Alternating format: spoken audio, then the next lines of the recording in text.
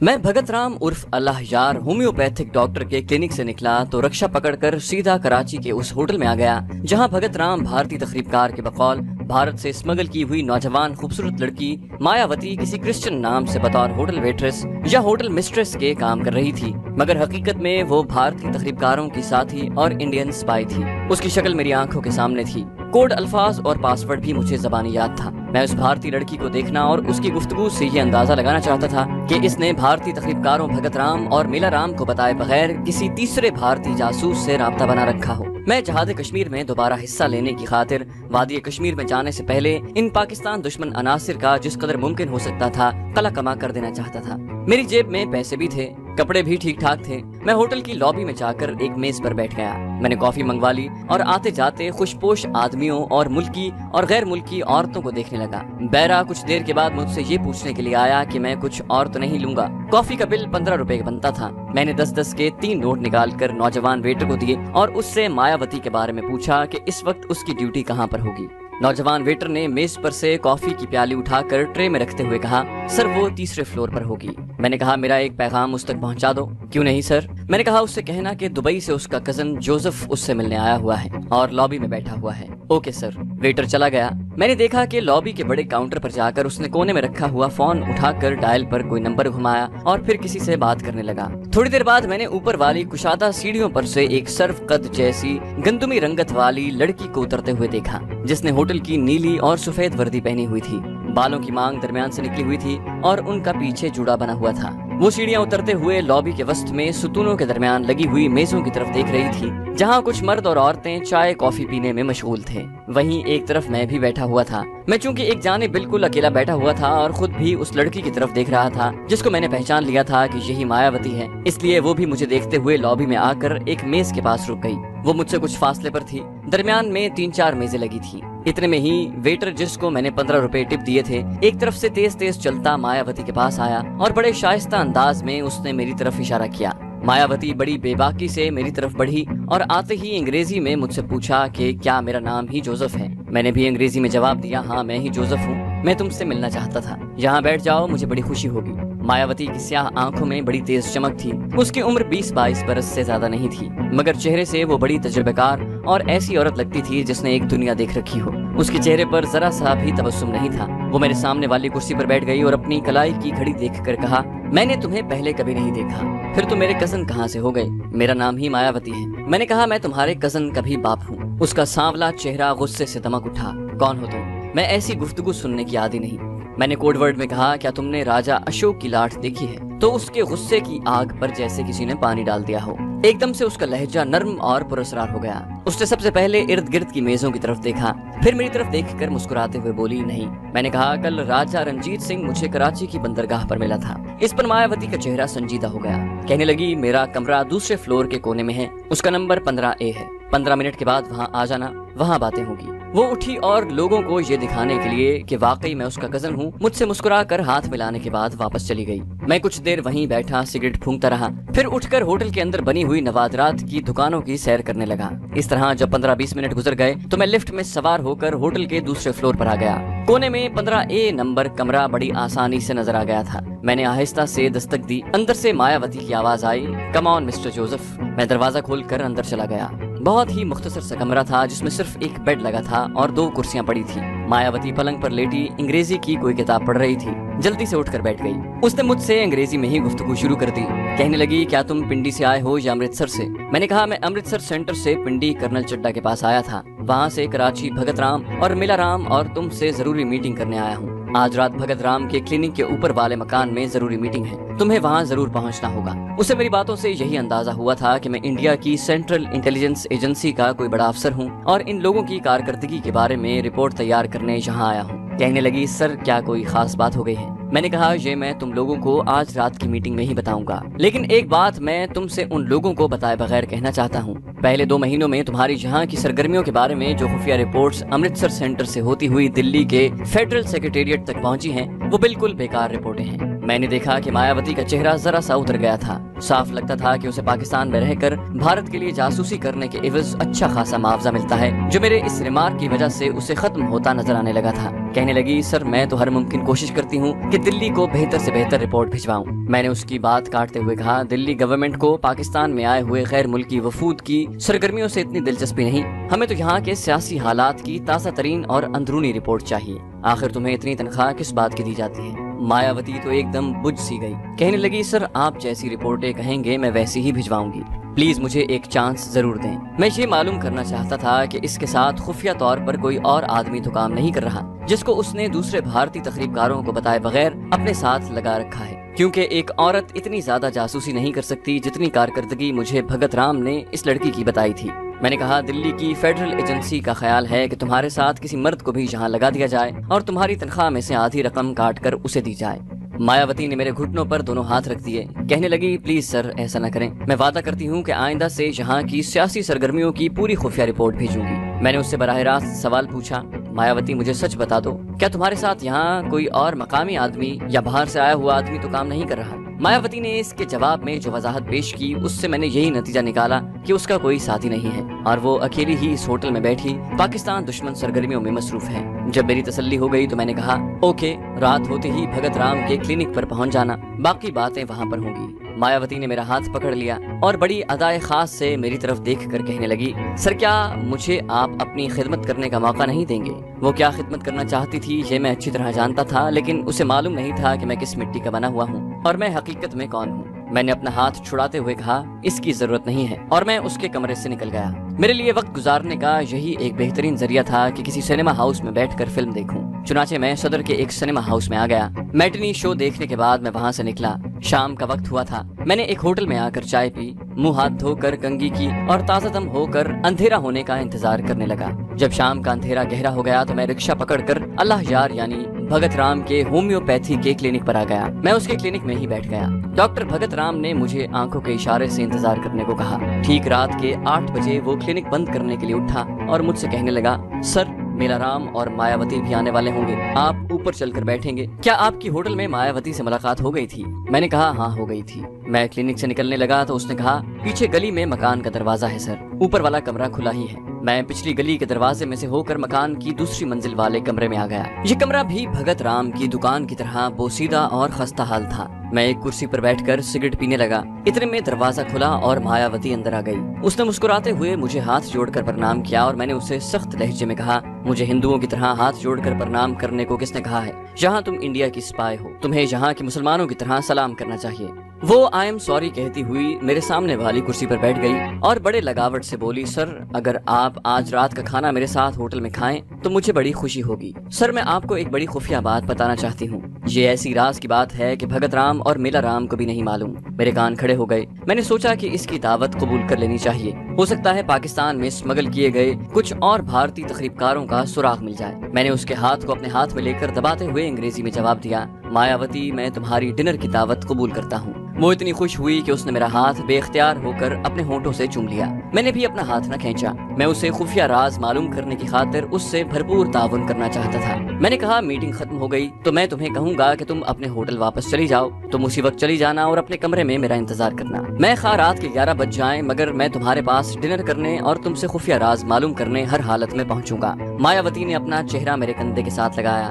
باہر سے آدمیوں کے سیڑھیاں چڑھنے کی آوازیں آئیں۔ مایاوتی جلدی سے الگ ہو کر بیٹھ گئی۔ بھگت رام کے ساتھ میلا رام بھی تھا۔ کمرے کی جلتی بتی کی روشنی میں میں نے میلا رام کو اوپر سے نیچے تک دیکھا۔ یہ بھارتی ہندو کثرتی بدن والا بدماش ٹائپ کا آدمی تھا۔ عمر زیادہ نہیں تھی مگر چہرہ بڑا پختہ تھا۔ مجھے سلام کر کے وہ ایک طرف بیٹھ گیا۔ بھگت رام نے دروازہ بند کر دیا اور کہنے لگا، سر میں نے میلا رام کو بھی بتا دیا ہے کہ امرتسر ہیڈ کوارٹر ہمارے کام سے مطمئن نہیں ہے اور ہمیں اپنی اعلیٰ سے اعلیٰ کارکردگی دکھانی ہوگی۔ سر مجھے یقین ہے کہ آپ نے یہ باتیں مایاوتی کو بھی بتا دی ہوں گی۔ میں نے کہا، میں نے اس سے بھی بتا دیا ہے اور اب آپ کو بھی مزید بتانا چاہتا ہوں کہ آپ لوگوں کی کارکردگی سے دلی فیڈرل حکومت کی انٹیریئر منسٹری اور سینٹرل خفیہ ایجنسی کو سخت مایوسی ہوئی ہے۔ میں نے ان کے چہروں پر اس بات کا رد عمل دیکھا، سب کے چہرے لٹک گئے تھے۔ میں نے نیا سگریٹ سلگا کر کہا، لیکن دلی گورنمنٹ آپ لوگوں کو ایک چانس ضرور دینا چاہتی ہے، کیونکہ بہرحال آپ ہمارے قابل اعتماد اور تجربہ کار آدمی ہیں۔ لیکن مجھے بھارت کی حکومت نے خاص طور پر یہ ہدایت کی ہے کہ میں آپ کو بتا دوں کہ آپ کو دیا جانے والا یہ آخری موقع ہے۔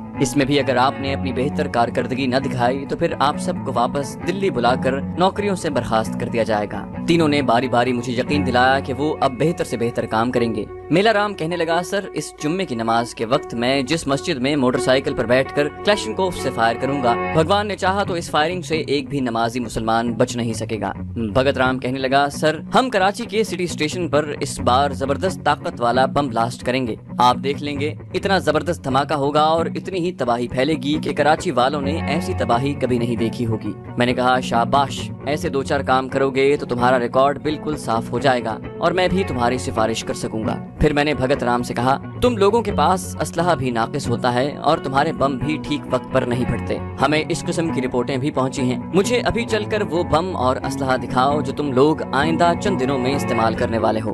بھگت رام بولا، اوکے سر، آپ ابھی ہمارے ساتھ چلیں، ہم نے تو شہر سے باہر یہ سارا اسلحہ ایک خفیہ مقام پر چھپا کر رکھا ہوا ہے، ہمارے ساتھ چلیں۔ میں نے مایاوتی سے کہا، مایاوتی تم بے شک واپس اپنے ہوٹل چلی جاؤ، تم سے کل ملاقات ہوگی۔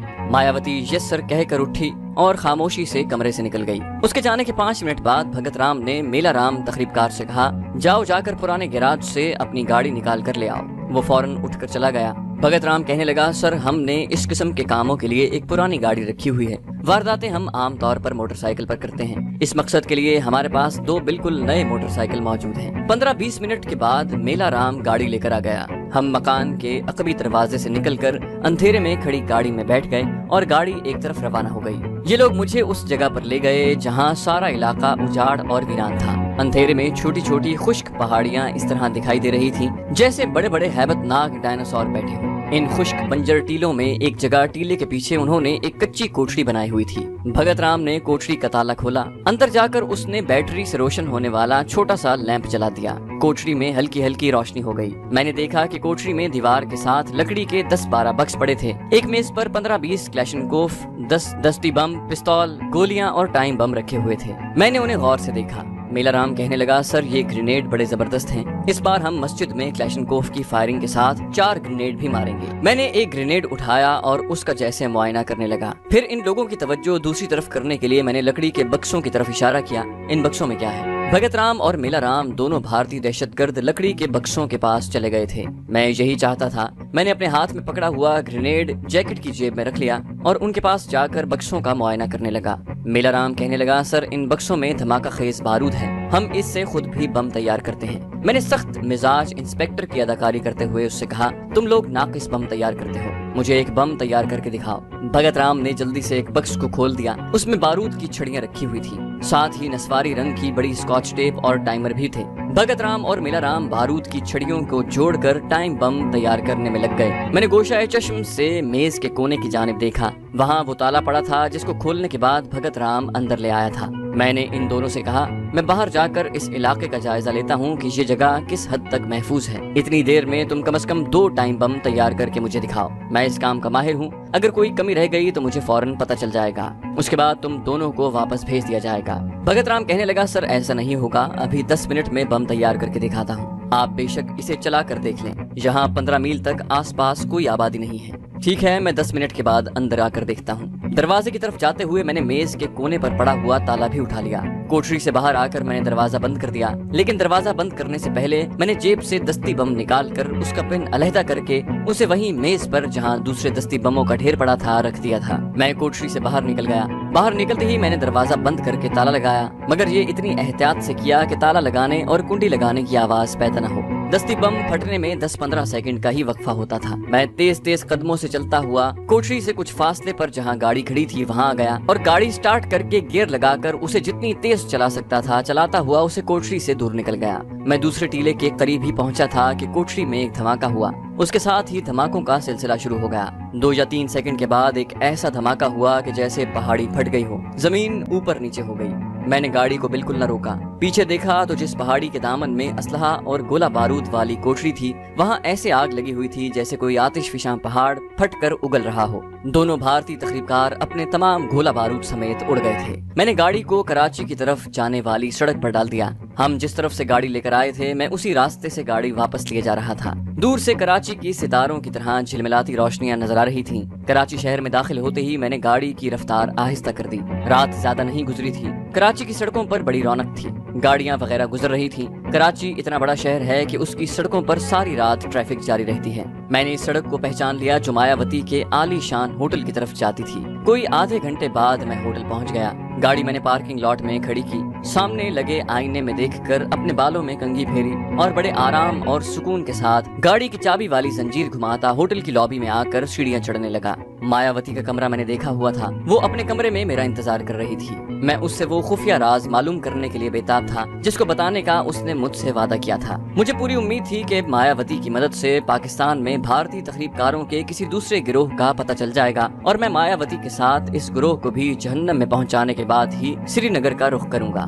مایاوتی نے اپنے چھوٹے سے کمرے میں مجھے خوش کرنے کا سارا بندوبست کیا ہوا تھا۔ کمرے میں صرف بہت دھیمی روشنی والا ٹیبل لیمپ ہی پلنگ کے سرہانے کی جانب روشن تھا۔ فضا میں کسی غیر ملکی پرفیوم کی بڑی رومانوی خوشبو بسی ہوئی تھی۔ مایاوتی نے گلابی رنگ کا ریشمی گاؤن پہن رکھا تھا جس میں سے اس کے جسم کے خطوط نمایاں تھے۔ میرے لیے یہ خطوط بے معنی ہو چکے تھے کیونکہ میں ان خطوط کی اصل حقیقت کو جان چکا تھا کہ یہ وہ پتھر ہیں جو منزل کی طرف جانے والے راستے میں محض اس لیے پڑے ہوتے ہیں کہ مسافر کو اس کی منزل تک نہ پہنچنے دیا جائے۔ مایاوتی نے پلنگ سے اٹھ کر میرا خیر مقدم کیا اور دروازہ بند کر کے پلنگ پر سمٹ کر بیٹھ گئی۔ اس نے مجھ سے تخریب کاروں کے اسلحہ بارود کے بارے میں پوچھا جس کا میں معائنہ کرنے گیا تھا۔ میں نے کہا ٹھیک ہے مگر ان لوگوں کو ٹائم بم بنانے نہیں آتے، اسی لیے وہ دھماکے کے بعد زیادہ نقصان نہیں کرتے۔ مایاوتی کہنے لگی سر آپ کو چاہیے کہ امرتسر سے کوئی اس کام کا ماہر بلا لیں، بھگت رام اور میلا رام کو ایمونیشن کی اتنی سمجھ نہیں ہے۔ میں نے کہا یہ رپورٹ بھی میں امرتسر جا کر پیش کرنے والا ہوں، وہاں جو فیصلہ ہوگا اس پر فوراً عمل کیا جائے گا۔ میں نے مایاوتی سے براہ راست سوال کر دیا تم مجھے کوئی راز بتانے والی تھی، وہ کون سا راز ہے؟ میں تمہیں یقین دلاتا ہوں کہ میں کسی کو نہیں بتاؤں گا کہ یہ راز تم نے مجھے بتایا تھا۔ مایاوتی اٹھ کر دیوار میں لگی ہوئی الماری کے پاس گئی، اس میں سے 2 گلاس اور بوتل نکال کر اس نے میز پر رکھ دی اور انگریزی میں بولی سر پہلے تو آپ فریش ہو جائیں پھر راز کی بات ہوگی۔ میں نے کہا مایاوتی میں اس وقت ڈیوٹی پر ہوں اور جب میں ڈیوٹی پر ہوتا ہوں تو شراب کو ہاتھ نہیں لگاتا۔ میں نے مایاوتی کے گلاس میں شراب کا ایک پیگ بنا دیا۔ ہاں تم بے شک پی سکتی ہو کیونکہ تم ڈیوٹی پر نہیں ہو۔ مایاوتی مجھ سے لاڈ پیار کے موڈ میں تھی۔ میں نے اپنے رویے سے اس پر واضح کر دیا تھا کہ میں اس موڈ میں نہیں ہوں۔ میں نے سگریٹ سلگا لیا اور اسے کہا تم بے فکر ہو کر مجھے راز بتا دو، میں تمہیں ایک بار پھر یقین دلاتا ہوں کہ تمہارا نام کبھی نہیں آئے گا۔ مایاوتی نے شراب کے 2-3 گھونٹ پیے اور سگریٹ سلگانے کے بعد بولی سر آپ کو تو معلوم ہی ہوگا کہ اس علاقے میں ہمارے بھارت ورش کا ایک سندھی ہندو مرچنڈانی بھی موجود ہے جس کو دلی کی حکومت نے بڑے وسیع اختیارات دے رکھے ہیں۔ میں ہمتن گوش ہو گیا۔ وہ سگریٹ کا کش لگا رہی تھی۔ اس نے دھواں چھوڑتے ہوئے کہا سر اس میں کوئی شک نہیں کہ ہم لوگ ایک دوسرے کی سرگرمیوں سے بے خبر ہوتے ہیں۔ مرچنڈانی کے بارے میں بھگت رام اور میلا رام کو بھی علم نہیں کہ وہ ہمارے بھارت ورش کا کتنا بڑا اسپائی اس علاقے میں کام کر رہا ہے۔ پہلے مجھے بھی معلوم نہیں تھا مگر آپ جانتے ہیں کہ میں ہوٹل میڈیا میں ہوں جہاں ہر قسم کے لوگوں سے واسطہ پڑتا ہے۔ ایک بار کراچی کے ایک بازار میں 2 تخریب کاروں نے اندھا دھند فائرنگ کر کے 15-20 آدمیوں کو مار ڈالا۔ میں نے یہ خبر اخبار میں پڑھی تو خوش ہوئی کہ ہمارے پاکستان میں دہشت گردی کا کام بڑی کامیابی سے کر رہے ہیں، لیکن اخبار میں یہ بھی لکھا تھا کہ ایک دہشت گرد موقع پر پکڑا گیا تھا مگر دوسرے دہشت گرد نے موٹر سائیکل پر سے اس پر کلیشنکوف کا برسٹ مار کر اسے بھی ہلاک کر دیا تھا۔ مایاوتی نے یہ کہہ کر گلاس میں سے 1-2 گھونٹ شراب پیے اور خاموشی سے سگریٹ کے کش لگانے لگی۔ میں نے کہا تم کیا کہنا چاہتی ہو، اس میں راز کی کون سی بات ہے؟ مایاوتی میرے قریب ہو گئی، کہنے لگی سر مجھے کسی نہ کسی طرح پتہ چل گیا ہے کہ یہ واردات بھگت رام اور میلا رام کی نہیں ہے بلکہ اس کے پیچھے مرچنڈانی نام کا ایک بھارتی دہشت گرد ہے جو کراچی کی مچھلی مارکیٹ سے کچھ فاصلے پر بظاہر کمیشن ایجنٹ کا کام کرتا ہے اور اس کے پاس 2 موٹر لانچیں بھی ہیں۔ ان میں سے ایک لانچ میں وہ اسلحہ وغیرہ چھپائے رکھتا ہے، کسی کو اس پر اس لیے نہیں شک پڑتا کہ وہ علاقے میں غریبوں اور بیواؤں اور یتیم بچوں کی مدد کرتا ہے اور اس نے ان کے وظیفے لگا رکھے ہیں۔ میں نے کہا لیکن تم کہنا کیا چاہتی ہو، مجھ سے اصل بات بیان کرو۔ مایاوتی نے کہا سر میں صرف یہ کہنا چاہتی ہوں اور صرف آپ ہی سے کہہ سکتی ہوں کہ یہ مرچنڈانی ہماری کاز کو نقصان پہنچا رہا ہے۔ وہ کیسے؟ مایاوتی ہلکے ہلکے سرور میں تھی، کہنے لگی سر آپ کو تو معلوم ہی ہے کہ ہم پاکستان میں بم دھماکوں اور مختلف جگہوں پر فائرنگ کرنے کی اگرواد کی وارداتوں کے لیے بعض اوقات مقامی لوگوں کو بھی ہائر کرنا پڑتا ہے۔ ہم انہیں الگ الگ واردات کے عوض بھارتی رقم ادا کرتے ہیں اور یہ رقم ہماری دلی کی حکومت کے خزانے سے ادا کی جاتی ہے۔ میں نے اسے کریدتے ہوئے پوچھا ان مقامی لوگوں میں یہاں کے مسلمان بھی ضرور ہوتے ہوں گے؟ مایاوتی نے نفی میں سر ہلاتے ہوئے کہا نو سر، کوئی مسلمان خواہ وہ اپنی حکومت کے کتنے ہی خلاف کیوں نہ ہو، وہ اپنے مسلمان بھائی کا خون بہانے پر کبھی تیار نہیں ہوتا، خاص طور پر کوئی مسلمان کسی مسجد میں بم گرانے کا سوچ بھی نہیں سکتا۔ تو پھر تم لوگ ایسے آدمی کہاں کہاں سے لاتے ہو؟ مایاوتی کہنے لگی سر بہت سے ہندو اسمگل ہو کر پاکستان میں لائے گئے ہیں، ان میں سے ہم ایسے لوگ مل جاتے ہیں جو اب مستقل طور پر پاکستان میں رہتے ہیں، ان میں سے ہمیں ایسے لوگ مل جاتے ہیں جو معقول معاوضہ لے کر ایسی وارداتیں کرنے کے لیے تیار ہو جاتے ہیں۔ سر اصل راز کی بات میں آپ کو یہ بتانا چاہتی ہوں کہ مرچنڈانی اس کام کے لیے بہت کم روپے دے کر اناڑی ہندو نوجوانوں کو ہائر کرتا ہے۔ وہ دلی حکومت سے ایک واردات کے 10,000 روپے وصول کرتا ہے، مگر واردات کروانے والے کو صرف 2,000 روپے دیتا ہے۔ کیونکہ وہ آدمی اناڑی ہوتا ہے اس لیے راضی ہو جاتا ہے، اور اس کا نتیجہ یہ نکلتا ہے کہ اکثر وارداتیں ناکام ہو جاتی ہیں۔ جہاں فائرنگ کرنے اور بم کے دھماکے سے 100 آدمیوں نے ہلاک ہونا ہوتا ہے، وہاں صرف 5-10 آدمی ہی ہلاک ہوتے ہیں۔ مایاوتی نے بھارتی دہشت گردوں کے ماسٹر سپائے مرچنڈانی کے خلاف کافی زہر اگلا تھا۔ اس کی باتوں سے میں نے یہ اندازہ لگانے میں دیر نہ کی کہ مایاوتی کو ہندو ماسٹر سپائے مرچنڈانی سے کوئی ذاتی دشمنی ہے، مگر مجھے یہ فائدہ ہوا تھا کہ ایک اور بھارتی دہشت گرد کا سراغ مل گیا تھا، اور یہ دہشت گرد بڑا اہم اور ماسٹر سپائے تھا جس کو ختم کرنا بہت ضروری تھا۔ میں نے مایاوتی سے کہا میں تمہاری ساری بات سمجھ گیا ہوں، مجھے مرچنڈانی کا پورا پتہ بتاؤ۔ میں سب سے پہلے خود وہاں جا کر اس پر اپنا آپ ظاہر کیے بغیر اس کا سروے کرنا چاہتا ہوں، مجھے معلوم ہو جائے گا کہ وہ کس قسم کا آدمی ہے۔ اس کے بعد میں اس کی فل رپورٹ بنا کر دلی سیکریٹریٹ کو روانہ کر دوں گا، اور یقین کرو کہ اسے فوراً واپس انڈیا بلا لیا جائے گا اور اس کی جگہ کوئی دوسرا آدمی بھیج دیا جائے گا۔ مایاوتی بڑی خوش ہوئی، کہنے لگی لیکن سر پلیز اس ساری کارروائی میں میرا کہیں نام نہیں آنا چاہیے۔ میں نے کہا تم مرچنڈانی سے ڈرتی کیوں ہو؟ وہ تمہارا کچھ نہیں بگاڑ سکتا، بلکہ دلی آفس تمہاری کارکردگی پر خوش ہوگا کہ تم نے ایک نااہل شخص کی نااہلیت کو بے نقاب کیا ہے۔ مایاوتی بولی پھر بھی سر پلیز میرا نام ظاہر نہ کریں، مجھے مرچنڈانی سے سچ مچ ڈر لگتا ہے، اس نے بڑے بدماش پال رکھے ہیں۔ مجھے مایاوتی کی ان باتوں سے کوئی دلچسپی نہیں تھی۔ میں نے اس سے مرچنڈانی کے گھر کا پورا پتہ حاصل کر لیا، اور جب اٹھ کر جانے لگا تو مایاوتی نے میرا بازو پکڑ لیا۔ سر آپ نے تو کچھ کھایا ہی نہیں، میں نے آپ کے لیے ماش کی دال خاص طور پر بنوائی ہے، آپ پلیز یہاں بیٹھیں، میں کھانا منگواتی ہوں، ابھی 1 سیکنڈ میں پلیز۔ بھوک مجھے بھی لگ رہی تھی۔ مصیبت یہ تھی کہ اس عورت نے مجھے بھی ہندو سمجھتے ہوئے مرغ مسلم کی جگہ دال کا بندوبست کر رکھا تھا۔ بہرحال میں بیٹھ گیا۔ مایاوتی نے پلنگ سے اترنے کے بعد ریشمی گاؤن کی ڈوری کمر پر باندھی، ایک شال کندھوں پر اوڑھی اور کمرے سے نکل گئی۔ اس کے کمرے کے باہر ہی راہداری میں ٹیلی فون لگا ہوا تھا۔ مجھے اس کے فون پر باتیں کرنے کی آواز آئی۔ اس نے کسی سے فون پر کہا تھا کہ کھانا جلدی لے آئے۔ وہ کمرے میں واپس آئی تو اس کے قدم ذرا سے ڈگمگائے۔ میں نے اسے سہارا دیا تو وہ میرے ساتھ لگ گئی۔ میں نے اسے پلنگ پر بٹھاتے ہوئے کہا مایاوتی تمہیں زیادہ شراب نہیں پینی چاہیے۔ اس نے میری طرف ہاتھ جوڑ کر دیکھا اور عاجزی سے کہا سر بھگوان کی قسم کھا کر کہتی ہوں میں روز نہیں پیتی، کبھی کبھی رات کو تھکان دور کرنے کے لیے پی لیتی ہوں، اور وہ بھی ایک ڈبل پیک سے زیادہ نہیں، لیکن آج آپ کے آنے کی خوشی میں 3 پیک پی گئی ہوں۔ سر مجھے معاف کر دیجیے گا، میری رپورٹ میں یہ نہ لکھیے گا کہ میں رات کو زیادہ شراب پیتی ہوں۔ میں نے اس کو تسلی دی کہ میں اس کی شراب کا ذکر نہیں کروں گا اور اس کی بڑی اچھی رپورٹ دلی بھجواؤں گا۔ وہ خوشی سے نہال ہو گئی۔ اب میں یہ سوچ رہا تھا کہ اس مایاوتی کا کیا کروں، کیونکہ مرچنڈانی کو ختم کرنے سے پہلے مایاوتی کو بھی ختم کرنا ضروری تھا۔